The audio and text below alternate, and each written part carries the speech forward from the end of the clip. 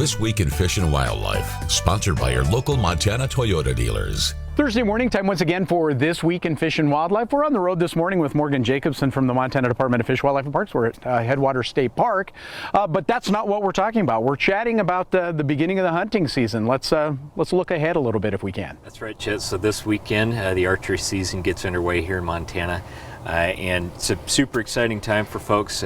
People have been scouting, practicing shooting their bow and arrow.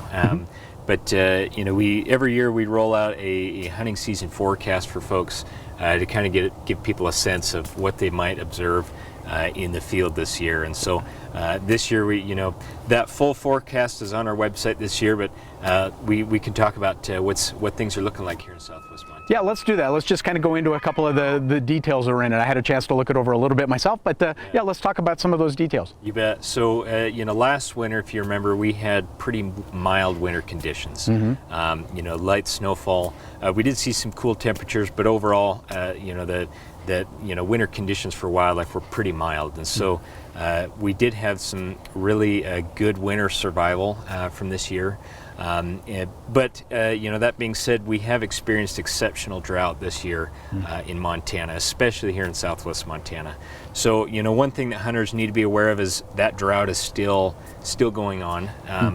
And so that means a couple of things. One, we still have elevated fire danger in parts of Montana.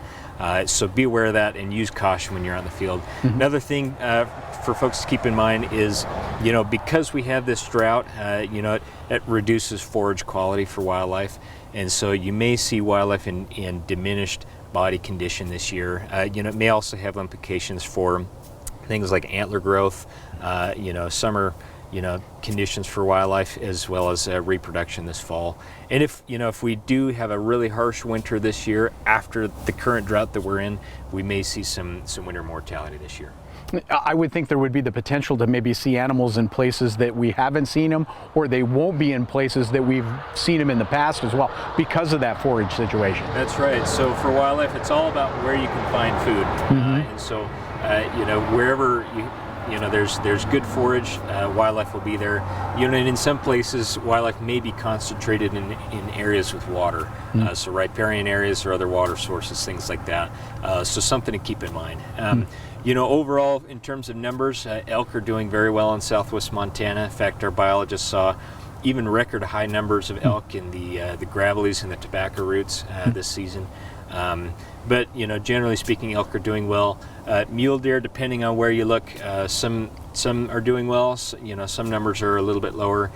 Because we had such a mild winter, the surveys that we flew this year weren't able to get a good count of mule deer in some places. But all these different details, by hunting district and different mountain ranges, can be found in that full hunting forecast. The big tip, we're right on the fringe of archery season starting. Be careful out there. It's still really dry. It is. Don't park in tall, dry grasses.